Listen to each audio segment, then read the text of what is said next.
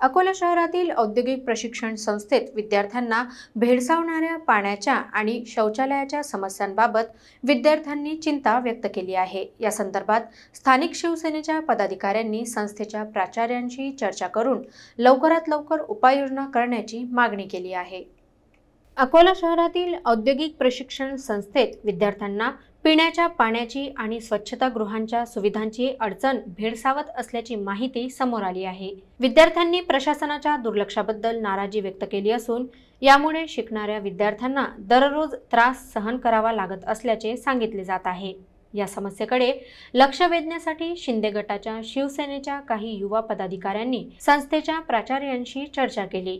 त्यांनी विद्यार्थ्यांना येणाऱ्या अडचणींची माहिती अधिकाऱ्यांपर्यंत पोहोचवली आणि शक्य तितक्या लवकर सुविधा उपलब्ध करून देण्याची मागणी केली।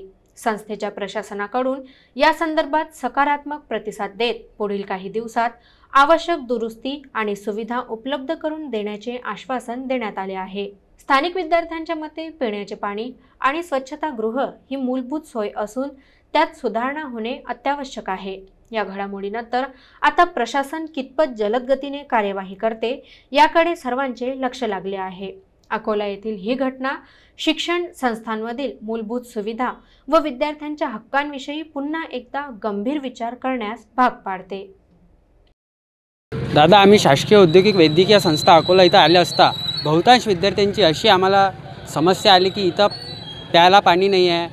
विद्यार्थी लोक आपले टॉयलेटला जातात, तिथं दरवाजे नाही, पाणी नाही, विद्यार्थ्यांना बसायला व्यवस्था नाही आहे। असे खूप कारणे इथं जाणवली। जेव्हा आम्ही प्राचार्य साहेबाला इथं विचारले तर त्यांनी असं सांगितले की आम्ही फक्त पाठपुरावा करत आहे, निवेदन देत आहे, अशा सगळ्या गोष्टी आम्हाला त्यांनी सांगितल्या।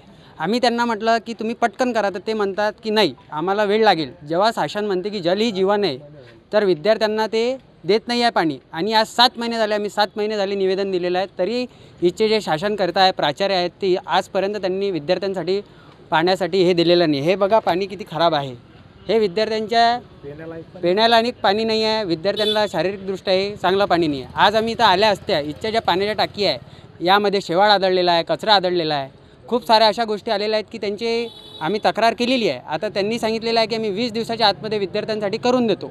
आता 20 दिवसांच्या आत नाही झालं तर शिवसेनेच्या वतीने इथे खूप प्राचार्याला तीव्र निवेदन देण्यात येईल।